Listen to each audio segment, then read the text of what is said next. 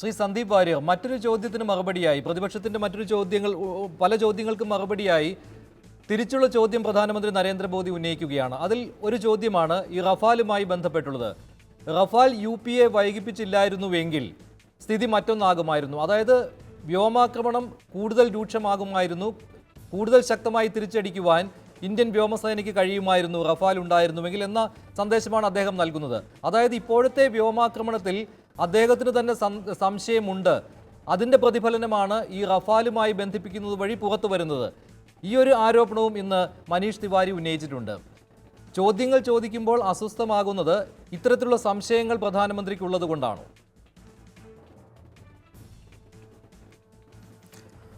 മഞ്ജുഷ്, ഞാൻ അതിലേക്ക് വരാം. അതിനു മുമ്പ് ശ്രീ വിഷ്ണുനാഥ് ഉന്നയിച്ച നിരവധി ചോദ്യങ്ങളുണ്ടായിരുന്നു. എനിക്ക് മുഴുവൻ ചോദ്യങ്ങളും കൃത്യമായിട്ട് ഓർമ്മ കിട്ടുന്നില്ല. എങ്കിലും ഞാൻ അദ്ദേഹം സൂചിപ്പിച്ച പ്രധാന ചോദ്യം, അദ്ദേഹം പറഞ്ഞത് മുംബൈ ഭീകരാക്രമണ സമയത്ത് അന്നത്തെ ഗുജറാത്ത് മുഖ്യമന്ത്രിയായിരുന്ന നരേന്ദ്രമോദി മുംബൈയിൽ വന്ന് പ്രധാനമന്ത്രി മൻമോഹൻ സിംഗിനെ വിമർശിച്ചു എന്നൊരു വാദമാണ് അദ്ദേഹം ഉന്നയിച്ചത്. അദ്ദേഹം 7 വർഷം മുൻപ് ശ്രീ നരേന്ദ്രമോദി മുംബൈ ഭീകരാക്രമണ സമയത്ത് മുംബൈയിൽ വന്നതിൻ്റെ വീഡിയോ ഞാൻ ഇപ്പോൾ ടൈംസ് നൗവിലെ വാർത്ത ഇത് ഈ ഇടവേളയ്ക്ക് ഞാൻ കണ്ടിരിക്കുകയാണ്. അതിൽ നരേന്ദ്രമോദി പറഞ്ഞത് ഒരേ ഒരു കാര്യമാണ്, രാജ്യം ഒറ്റക്കെട്ടായി ഈ ഭീകരതയെ നേരിടണം. അതിനപ്പുറം ഒരു വാക്ക് പോലും അന്നത്തെ കേന്ദ്ര സർക്കാരിനെ വിമർശിക്കാൻ വേണ്ടി അന്നത്തെ ഗുജറാത്ത് മുഖ്യമന്ത്രിയായിരുന്ന നരേന്ദ്രമോദി ഉപയോഗിച്ചിട്ടില്ല എന്നുള്ളതാണ് സത്യം. ഒരു നുണ പലതവണ ആവർത്തിച്ചാൽ അത് സത്യമാകും എന്ന് പ്രിയപ്പെട്ട വിഷ്ണുനാഥ് വിചാരിക്കരുത്. 2, അങ്ങ് റഫേലുമായി ബന്ധപ്പെട്ട ചോദ്യം ചോദിച്ചു. 10 വർഷക്കാലമാണ് റഫേൽ കരാറിന് പുറത്ത് ശ്രീ AK ആന്റണി അടയിരുന്നത്. ആ കരാർ മുന്നോട്ട് കൊണ്ടുപോകാൻ അദ്ദേഹം തയ്യാറായില്ല. ഞങ്ങളുടെ കയ്യിൽ വിമാനങ്ങൾ വാങ്ങാൻ പൈസ ഇല്ല എന്ന് പത്രക്കാരുടെ മുന്നിൽ പരസ്യമായി തന്നെ AK ആന്റണി പറഞ്ഞു.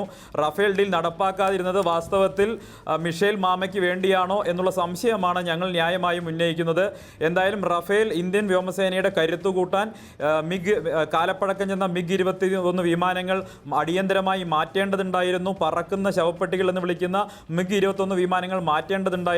അതിനുവേണ്ടി അടിയന്തര പ്രാധാന്യത്തോടുകൂടി റഫേൽ വ്യോമസേനയ്ക്ക് വേണ്ടി വാങ്ങുന്നതിന് വേണ്ടിയുള്ള തീരുമാനങ്ങൾ എടുത്തപ്പോൾ കള്ളപ്രചരണം നടത്തി സുപ്രീം കോടതിയെയും അതുപോലെ തന്നെ ഈ രാജ്യത്തെ മറ്റ് ഏജൻസികളെ ആരെയും വിശ്വാസത്തിലെടുക്കാതെ കള്ളപ്രചരണം നടത്തി വീണ്ടും വ്യോമസേനയ്ക്ക് കാത്തിരിപ്പ് കൂട്ടാൻ വേണ്ടിയാണ് കോൺഗ്രസ് ശ്രമിച്ചുകൊണ്ടിരിക്കുന്നത്. വാസ്തവത്തിൽ റഫേൽ ഉണ്ടായിരുന്നെങ്കിൽ നമുക്ക് വളരെയധികം ഡിസ്റ്റൻസിൽ നിന്ന് തന്നെ ഈ ആക്രമണങ്ങളെ തടയാമായിരുന്നു. പാകിസ്ഥാൻ്റെ വളരെ 4th ജനറേഷൻ എയർക്രാഫ്റ്റ് ആയിട്ടുള്ള F-16 വരുന്ന സമയത്ത് നമുക്കൊരു തേർഡ് ജനറേഷൻ MiG-21 വെച്ച് നേരിടേണ്ട ഗതികേട് ഉണ്ടാവുമായിരുന്നില്ല. ഇപ്പോൾ സംഭവിച്ചതിൻ്റെ ഉത്തരവാദിത്തം കോൺഗ്രസ് 10 വർഷക്കാലം റഫേൽ ഇടപാടിൽ ഒന്നും ചെയ്യാതിരുന്നതിന്റെ ഫലം തന്നെയാണ്. ഇത്തരത്തിലുള്ള വിഷയങ്ങളും പ്രധാനമന്ത്രി ഉന്നയിച്ച ഈ വിഷയങ്ങളും ചർച്ചയിൽ ഉരുത്തിരിഞ്ഞു വരേണ്ട കാര്യങ്ങളാണല്ലോ. ഈ റഫാലുമായി ബന്ധപ്പെട്ട് അദ്ദേഹം ഉന്നയിക്കുകയാണ്, സൈന്യത്തെ കൂടുതൽ ബുദ്ധിമുട്ടിലേക്ക് നയിച്ചത് ഈ റഫാൽ വൈകിപ്പിച്ചത് കാരണമാണ്. അതാണ് സൈന്യം ഇപ്പോൾ കഷ്ടപ്പെടുന്നതിന് കാരണം. ഈ വിഷയവും പ്രധാനമന്ത്രി ഉയർത്തിക്കൊണ്ടുവരികയാണ്. ഇത്തരം ചർച്ചകൾ ഈ ഭീകരവാദം തുടച്ചു നീക്കുന്നതിനുള്ള ശ്രമത്തിനെ തുരങ്കം വയ്ക്കുന്ന രീതിയിലുള്ളതാണോ അതോ പ്രയോജനപ്പെടുന്ന രീതിയിലുള്ളതാണോ?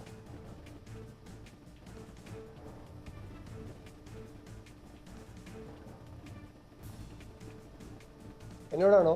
Shri PJ Vincent.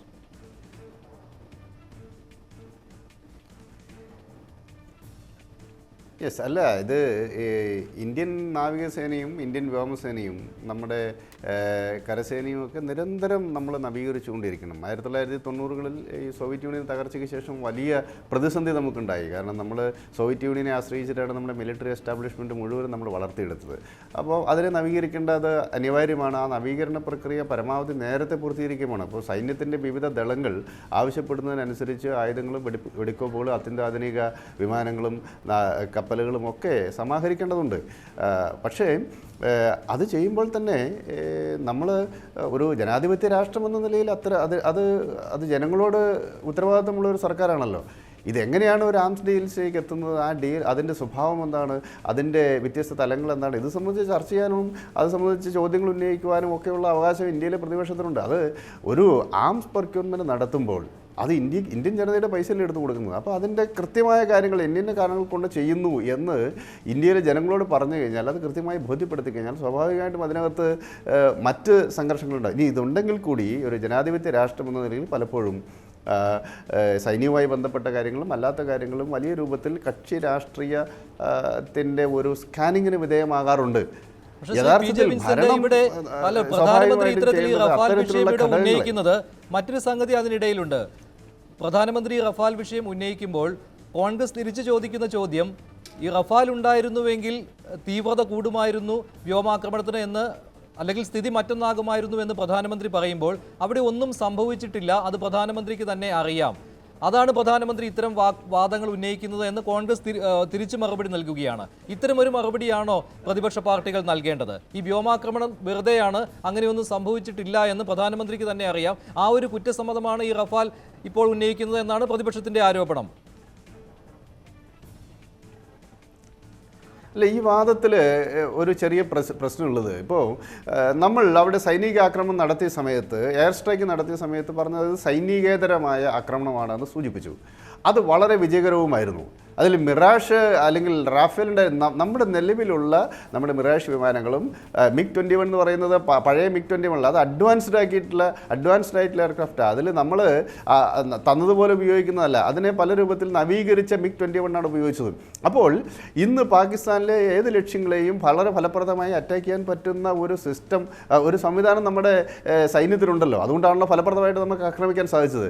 നേരത്തെ സൂചിപ്പിച്ചതുപോലെ ഈ MiG-21 പറക്കുന്ന ശവപ്പെട്ടിയാണ് എന്നുള്ളതൊക്കെ അങ്ങനെയാണെങ്കിൽ അത് എപ്പോഴോ മാറ്റേണ്ടതായിരുന്നു. പക്ഷേ ഈ നമ്മുടെ എയർ സ്ട്രൈക്ക് വൻ വിജയമായിരുന്നല്ലോ, വൻ വിജയമായിരുന്നു ആ എയർ സ്ട്രൈക്ക്. അപ്പോൾ അതിൽ അത്തരത്തിലുള്ള ഒരു സാഹചര്യത്തെ നേരിടാനുള്ള ശേഷി ഇന്ത്യൻ സൈന്യത്തിനുണ്ടല്ലോ. അപ്പം ഈ വാദം യഥാർത്ഥത്തിൽ പൊളിറ്റിക്കലാണ്. അതിന് ഒരു സൈനികമായ തലമുണ്ട് എന്ന് എനിക്ക് തോന്നുന്നില്ല. ഫലപ്രദമായിട്ട് തന്നെ ഇന്ത്യൻ വ്യോമസേനയ്ക്ക് പ്രതിരോധിക്കാൻ സാധിച്ചിട്ടുണ്ട്. അതിൽ ഈ റാഫേൽ ഉണ്ടെങ്കിൽ മാത്രമേ പ്രതിരോധിക്കാൻ പറ്റുള്ളൂ എന്നുള്ളതൊക്കെ വാദം പൊളിറ്റിക്കലാണ്. കാരണം റാഫേൽ വിഷയം അനിൽ അംബാനിയെ പോലെയുള്ള ഏകദേശം പാപ്പരായിക്കൊണ്ടിരിക്കുന്ന ഒരാൾക്ക് ഇതിൻ്റെ എഗ്രിമെൻ്റ് കൊടുത്തത് സംബന്ധിച്ചുള്ള ചർച്ചകളെല്ലാം നടക്കില്ലേ, അതവിടെ നിൽക്കട്ടെ. ഏതായാലും ഈ റാഫേൽ വിഷയത്തിൽ ഉയർന്നു വന്നിട്ടുള്ള വിമർശനങ്ങളും അതിൽ ഉയർന്നു വന്നിട്ടുള്ള സംവാദങ്ങളെയും രാഷ്ട്രീയമായി ഡിഫെൻഡ് ചെയ്യാനുള്ള ഒരു ഉപാധിയായിട്ടാണ് മിറാഷ് ഉണ്ടായിരുന്നുവെങ്കിൽ, അല്ല റാഫേൽ ഉണ്ടായിരുന്നുവെങ്കിൽ കൂടുതൽ വിജയിക്കുമായിരുന്നു എന്ന വാദം യഥാർത്ഥത്തിൽ അങ്ങനെയാണ്. ശേഷം പി. സി. വിഷ്ണുനാഥിന്റെ മറുപടി കൂടി.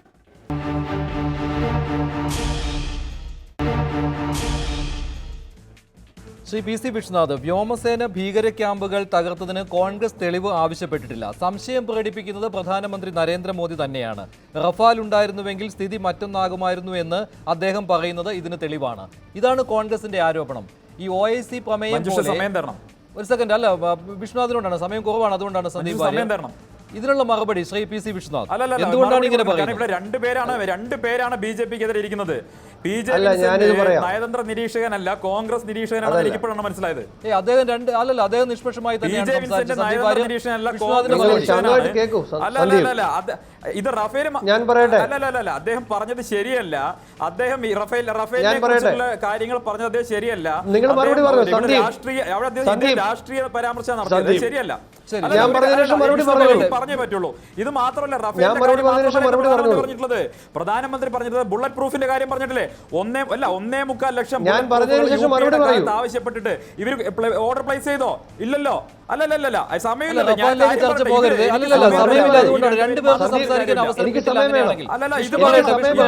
റഫേലും പറയണം, ഇതും പറയണം. അത് മനസ്സിലാക്കുക താങ്കൾ.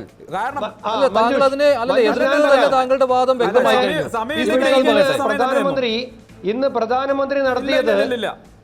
പ്രധാനമന്ത്രി നടത്തിയത് ഏറ്റവും അപകടകരമായ പ്രസ്താവനയാണ്.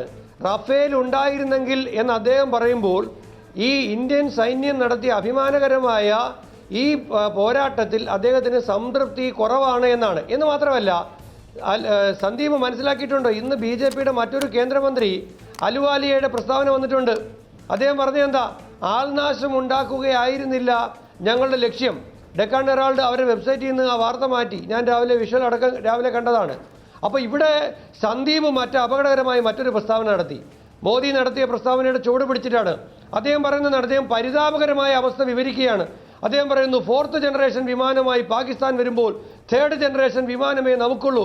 യഥാർത്ഥത്തിൽ ഇതാണ് പാകിസ്ഥാനെ പ്രകീർത്തിക്കുക എന്ന് പറയുന്നത്. ഇവിടെ ബി ജെ പിക്കാർ പാകിസ്ഥാനെ പ്രകീർത്തിക്കുകയാണ്. ഇവിടെ ബി ജെ പിയെ പാകിസ്ഥാനെ പരാജയപ്പെടുത്താനുള്ള ശേഷി ഇന്ത്യൻ സൈന്യത്തിനുണ്ട്. ആ അവസ്ഥയല്ല എന്റെ സ്നേഹിത. പാകിസ്ഥാനെ 3 യുദ്ധം ശ്രീ പി ജെ വിൻസെന്റ് നന്ദി, ശ്രീ സന്ദീപ് വാര്യർ നന്ദി. എന്തായാലും ഈ ചർച്ചയിൽ പങ്കെടുത്തതിന്. സൂപ്പർ പോയിന്റ് അവസാനിക്കുകയാണ്. ഇനി മഷിനോട്ടം.